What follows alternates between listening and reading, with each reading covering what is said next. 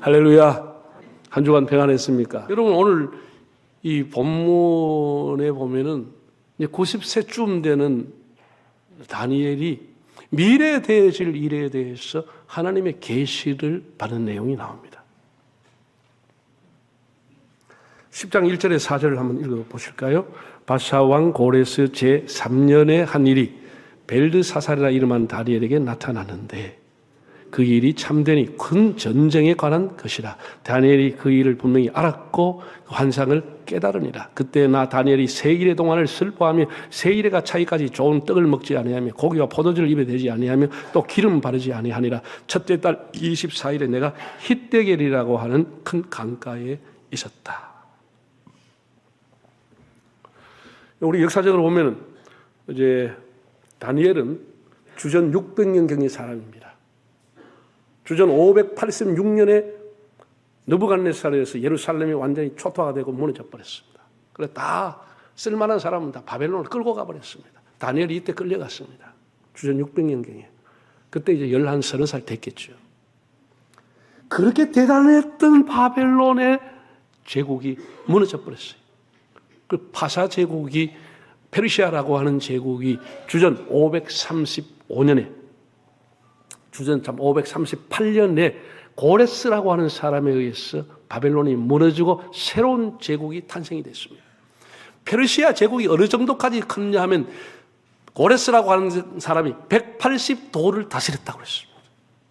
에스더 때 아닥사스다 왕이 180도를, 우리나라에 16개 광역시가 있는데 10배가 넘죠. 그러니까 아프리카 저에서부터 인도까지를 다스렸습니다. 세계 절반 이상을 다스렸습니다. 페르시아 제국이 어마어마했습니다. 이 고레스라고 하는 사람이 페르시아 제국을 창건했습니다.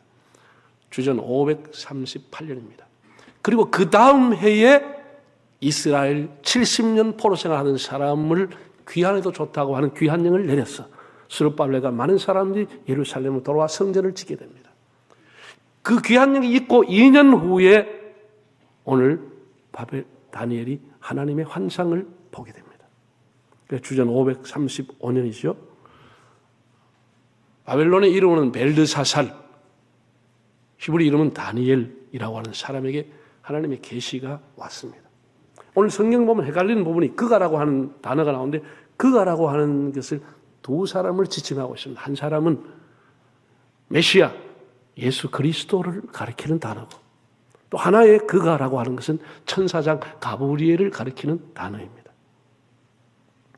천사장 가브리엘은 8장, 9장, 10장에 계속해서 연이어 나타나는 사람인데 이 사람은 하나님의 특별한 뜻을 전달해 주는, 하나님의 특별 임무를 받고 특정한 사람에게 와서 그것을 해석하거나 전하는 임무를 맡은 천사장입니다.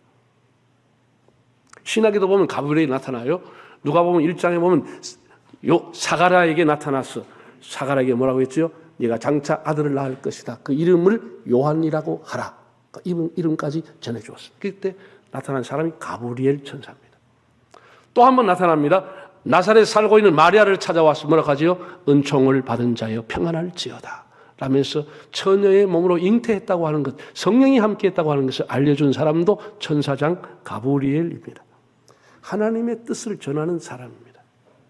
그런가 하면 오늘 본문에 보면 미카엘이라고 하는 또 천사장이 나옵니다. 이 사람은 성경의 계시록에 여러 번 나오는데 주로 하늘 군대를 대표해서 대적자들을 쫓아내는 역할, 전쟁의 역할을 하는 사람이 미카엘입니다. 이런 배경하에서 오늘 성경을 한번 보겠습니다. 하나님께서 어떤 환경에 처해 있는 다니엘을 찾아오셨을까? 어떤 환경에 있는 다니엘에게 하나님이 가브리엘을 정권 대사로 보냈느냐? 10장 10절에서 12절, 16, 17절을 읽어보겠습니다. 한 손이 있어 나를 어루만지기로 내가 떨었더니 그가 내 무릎과 손바닥이 땅에 닿게 일으키고 내게 이르되 큰 은총을 받은 사람 다니엘아, 내가 네게 이르는 말을 깨닫고 일어서라. 내가 네게 보내심을 받았느니라 하더라. 그가 내게 이 말을 한 후에 내가 떨며 일어서니 그가 내게 이르되 다니엘아 두려워하지 말라. 자, 이렇게 얘기했어요. 또 그 다음 16절. 인자와 같은 이가 있어 내 입술, 요 인자와 같은 이는 메시아 그리스도를 가리킵니다. 예수님께서 내 입술을 만진지라 내가 곧 입을 열어 내 앞에 서 있는 자에게 말하 이르되 내 주여 이 환상으로 말미암아 근심이 내게 더함으로 내가 힘이 없어졌나이다. 내 몸에 힘이 없어졌고 호흡이 남지 아니하였사오니 내 주의 이 종이 어찌 능히 내 주와 더불어 말씀할 수 있으리까 하였다. 예. 하나님께서 가브리엘을 통해 가지고 다니엘에게 앞으로 큰 전쟁이 일어나서 세계의 패권이 바뀔 것이라고 하는 것을 환상을 통해서 가르쳐줬다는 거예요. 얼마나 놀랐습니까? 나이도 많고 이제 다 국가의 공직에서 떠나서 90이 넘는 사람한테 하나님께서 장차 이 세계가 어떻게 변화될 것을 말씀을 했습니다. 예, 놀랍습니다. 다니엘이 주전 600년경의 사람인데 200년, 300년 후에 되어질 일을 하나님 보여줬어요. 예. 그다 전쟁에 대한 소식입니다. 새1에 21일 동안 이 전쟁에 대한 소식을 듣고 다니엘이 거의 금식하다시피 하면서 하나님 앞에 기도했습니다. 히데갈이라고 하는 강, 창세기 보면 히데갈이라고 나와 있고 지금 이란의 이름은 티그리스 강입니다. 티그리스. 큰 강입니다. 2000년, 3000년 전에 이미 큰 다리를 낳아서 지금도 그 다리를 쓰고 있습니다. 얼마나 튼튼하게 낳았고 얼마나 공격이 셌으면 2000년 전 다리를 지금 사용하겠습니까? 티그리스. 여러분 다니엘이라는 사람은 뭐 1장부터 나오지만 아주 육군사관학교 교장 앞에서도 아주 담대했던 사람입니다. 왕이 주는 음식을 먹지 않았습니다. 하나님 앞에 구별되게 살겠다고 아주 어렸을 때부터 그렇게 특별한 하나님 앞에 결심을 가지고 살았던 사람입니다. 사자굴 앞에서도 목숨을 걸고 담대했던 사람이 다니엘입니다. 그렇게 총명하고 모든 사람보다 뛰어난 총명과 재주와 능력을 가지고 있고 미래를 예상할 수 있는 그런 판단력을 가졌지만 이 사람도 늙어서 기력이 쇠하였다고 했습니다. 다니엘의 이름은 엘이라고 하는 단어가 들어가면 하나님이라고 하는 뜻입니다. 다니엘이라는 것은 하나님은 나의 심판자다 그런 뜻입니다. 그 다니엘이 자기 이름대로 하나님 앞에 심판받는 심정으로 늘 살았습니다. 그러니까 이 사람의 삶이 흠같이가 없었어요. 훌륭한 공직자였어요. 훌륭한 정치 지도자였어요. 그리고 또 예언자였습니다. 그러니까 바벨론에 포악했지만 느부갓네살 왕이라고 하는 사람도 다니엘을 불러서 중직을 맡겼습니다. 그가 죽고 벨사살 왕이 역시 그에게 중직을 맡기고 또한 다리오라고 하는 왕도 그에게 총리직을 맡겼습니다. 그 바벨론이 패해버리고 나라가 무너져버리고 새로운 나라인 페르시아 제국이 들어섰는데도 고레스라고 하는 왕이 다니엘에게 또 중직을 맡깁니다. 세상에. 예? 여러분 지금도 이란에 가면은 다니엘의 무덤이 성역화되어 있습니다. 예. 다니엘은 이스라엘 사람이에요. 이란이라고 하는 것은 무슬림이 지금 살고 있잖아요. 거의 100%가 종교국가입니다. 다른 종교 허락하지 않아요. 호메인이라고 하는 제일 높은 사람이 대통령 위에 그 사람이 있습니다. 완전히 종교국가입니다. 그 사람이 대제사장으로 있습니다. 모든 공직자들 그 사람 말을 따라야 됩니다. 그런 종교국가예요. 그런데 남서쪽 수산 공터, 에스더의 주무대였던 한때 페르시아 제국의 왕궁터였던 수산 공터 옆에 다니엘의 묘가 지금도 있습니다. 한번 볼까요? 화면을 통해서 이게 다니엘의 묘입니다. 이슬람 지역에 다니엘의 묘가 있다니까요. 한번 봐요. 그 다음 사자굴 앞에서 담대하게 창가에서 하나님을 앙망하고 있는 다니엘의 이런 그림들이 다 있습니다. 또 한번 볼까요? 아주 막 보석을 가지고 다니엘의 무덤을 꾸며놨습니다. 또 사람들이 거기 와 줄 서가 다니엘의 무덤에 손잡고 기도합니다. 예, 이게 다냐? 또 있어요? 예. 이 다니엘의 무덤의 길이가 18m예요. 굴처럼 만들어놨어요. 굴처럼. 다니엘이 18m는 아닙니다. 18m의 굴로 휘황찬란하게 아랍어로 딱 적어놨는데 왜? 신비한 능력과 예언가이기 때문에 존중하고 있는 것입니다. 존중하고 있는 것입니다. 그만큼 지금도 대단하지요. 그러나 다니엘이 생존했을 때 우리가 여러분 성경을 보시면 알지만 다니엘은 수많은 편견의 차별을 받고 자랐습니다. 무슨 포로 주제, 네 출신 성분이 어디 조그만 나라에 있으면 와가지고 말해 이 대국에 와서 너희 잘났다고 아니 뭘 안다고 얼마나 편견과 선입견과 차별을 받고 자랐겠습니까? 사람 취급 못 받았죠. 그의 이력이나 그의 출생 성부가 전부가 그가 크는데 다 장애가 됐습니다. 그러나 워낙 사람이 깨끗하고 워낙 총명하니 워낙 반듯하니 역대 왕들이 그를 중용할 수밖에 없게 됐던 것이죠. 모든 사람이 시기하고 질 때도 중용할 수밖에 없게 된 것이죠. 지금도 모든 공직에 물러나 일선에 있지만은 하나님께서 찾아오시고 가브리엘 천사장을 보냈습니다. 200년, 300년 후에 되어날 일들을 다니엘에게 보여줬습니다. 세상에서는 점점 잊혀져 가지만은 하나님 앞에는 잊혀지지 않는 존재가 됐습니다. 우리가 하나님 앞에 낙심하지 아니하고 우리가 비록 약하고 부족해도 믿음으로 살아가면은 사람은 우리 곁을 떠나도 하나님은 우리 곁에 와 계시는 줄 믿습니다.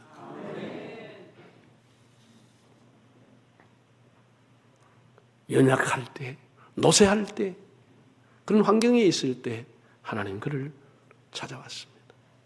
네. 그리고 하나님께서 다니엘 뭐라고 불러줬습니까? 하나님 뭐라고 불렀죠? 자, 11절, 18절, 19절 읽어보겠습니다.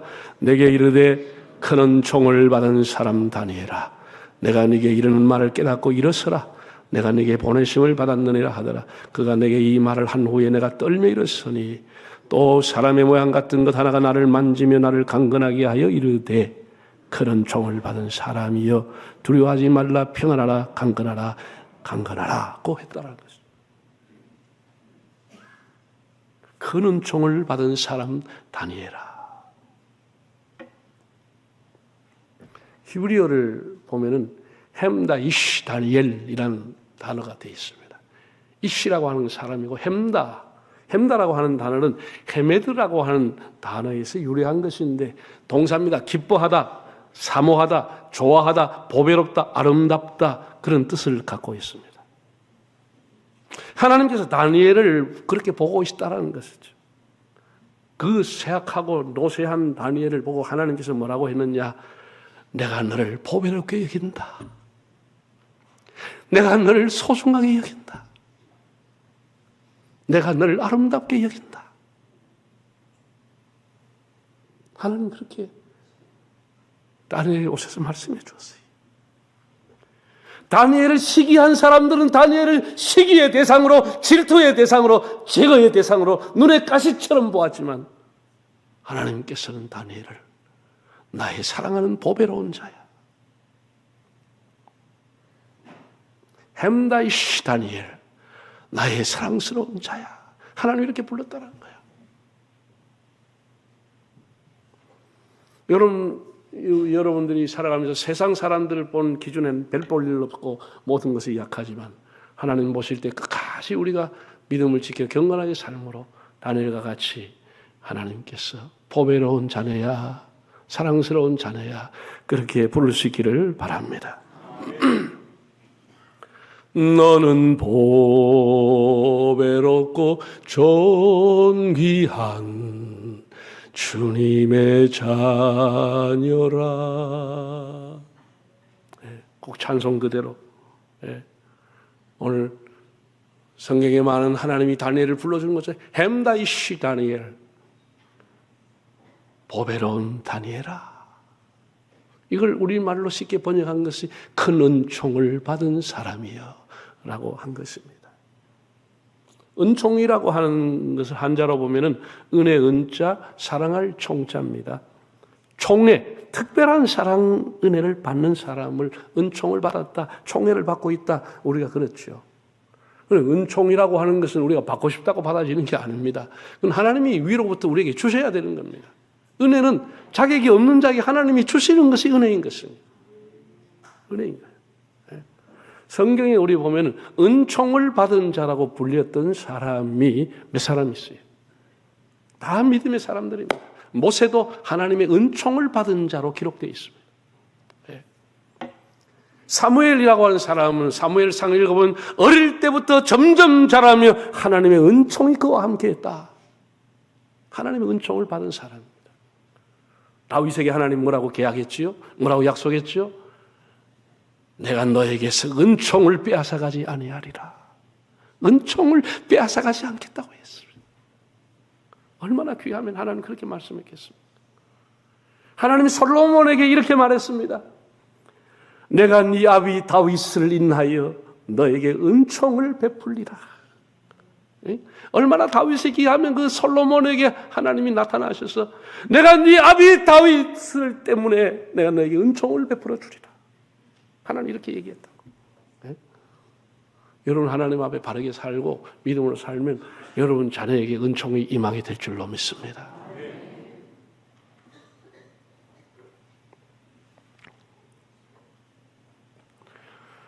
나사렛에 살던 마리아에게 가브리엘 천사가 와서 인사했죠. 은총을 받은 자여 평안할지어다.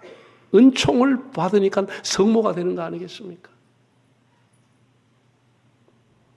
사도 바울은 로마서 5장에서 이렇게 말했습니다. 우리가 아직 죄인 되었을 때, 우리가 하나님과 죄악 때문에 원수가 되었을 때, 우리가 연약할 때 그리스도께서 우리를 위해 십자가에 죽으심으로써 하나님이 우리를 사랑한다는 것을 확증해 주셨다라고 했습니다. 우리가 하나님의 사랑 받을 자격이 없지만 주님께서 우리를 보배롭게 여기시고 우리를 사랑스럽게 여기시고 우리를 불러 구원해 주신 겁니다. 얼마나 감사합니까? 하나님이 보배로운 자여, 큰 은총을 받은 자여, 이렇게 다니엘을 불러줬다는 것입니다. 마지막 세 번째는 하나님의 은총을 크게 받은 자에게 하셨던 말씀이 뭡니까? 하나님 세 가지 말씀을 줬어요.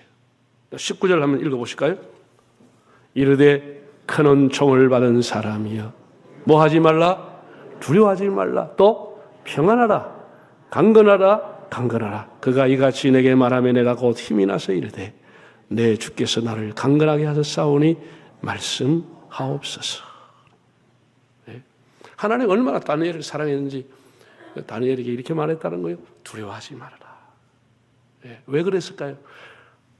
장차 일어날 전쟁에 대한 환상과 계시를 깨달았던 다니엘이 두려움에 빠졌습니다. 네. 성경에 보면 힘이 하나도 없고 호흡이 남지 않았나이다 할 정도로 기운이 빠지고 두려워했습니다. 일평생 하나님 앞에 경건하게 기도하며 살았던 다니엘을 또 전쟁에 대한 소식을 들을 때 호흡이 끊어질 것 같은 죽을 것 같은 두려움에 휩싸이게 되었다 했습니다. 앞으로 이제 여러분 다니엘이 받은 계시가 뭐예요? 그 어마어마하게 예루살렘 성을 무너뜨리고 하나님의 성전을 불태웠던 잔악한 느부갓네살의 왕조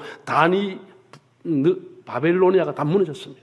고레스에 해가지고 페르시아라는 새로운 어마어마한 나라가 들어섰습니다. 그 나라가 망하리라고 아무도 예언하지 못했습니다.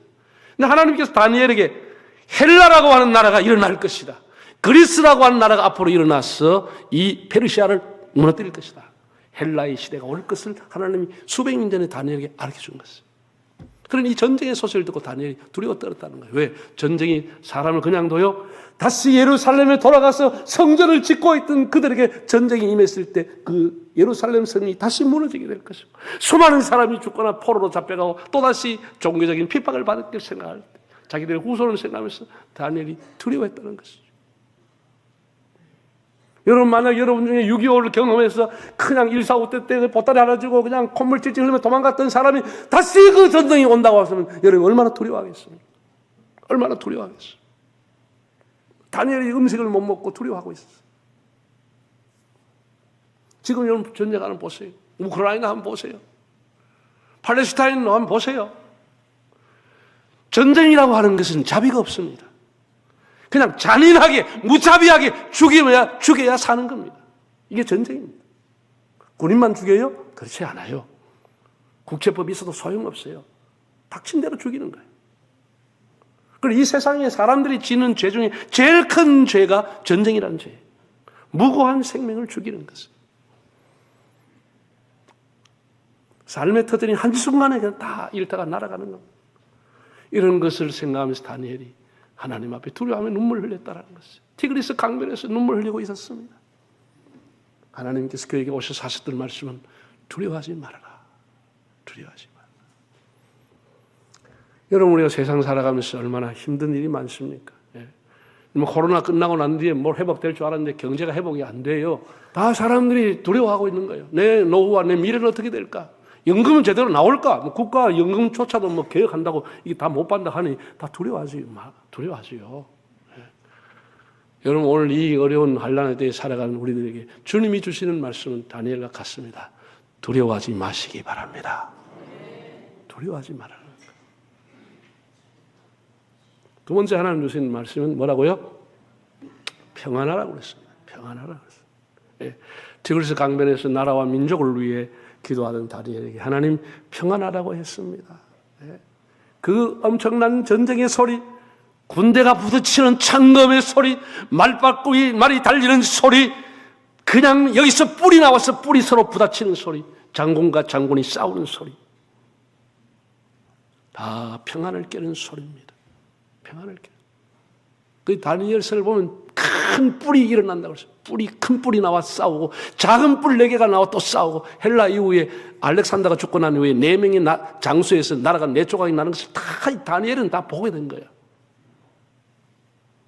세상의 주관자들과 악한 영이 혈과 육으로 다투어오는 시대지만 하나님은 다니엘에게 평안하라고 했습니다. 우리 성탄절이 다가옵니다. 예수님께서는 평화의 왕으로 오셨습니다. 여러분들에게 주의 평화가 임하기를 바랍니다. 평안하라. 부활하신 예수님께도 첫인상 평안하라. 평안이라. 세 번째로 뭐 하라고 그랬어요? 강건하라. 강건하라고 했습니다. 가브리엘 천사장은 쓰러져 있는 다니엘을 어루만지면서 기운을 차리라, 강건하라 하면서 이렇게 세웠습니다. 마치 로뎀나무 아래 지쳐있던 엘리야에게 하나님 오셔서 기운 차리라, 일어나라 했던 것을 연상하게 됩니다. 오늘도 이 지친 세상에 살아가는 여러분들에게 주님이 오셔서 여러분을 어루만져 주시고 여러분에게 새로운 기운을 주시는 은혜가 있기를 바랍니다. 사랑하는 형제 자매 여러분, 다니엘은 어릴 적부터 청소년 시절부터 하나님께 작정하고 어떠한 어려움이 온다 할지라도 어떤 장애가 있다 할지라도 하나님의 도를 따르기로 결심한 사람입니다. 그러면서 늘 기도로 하나님을 만나고 하나님 뜻에 순종했습니다. 그는 죽음의 위기가 와도 기도를 중단하지 않았습니다. 정말 대단한 사람 아닙니까?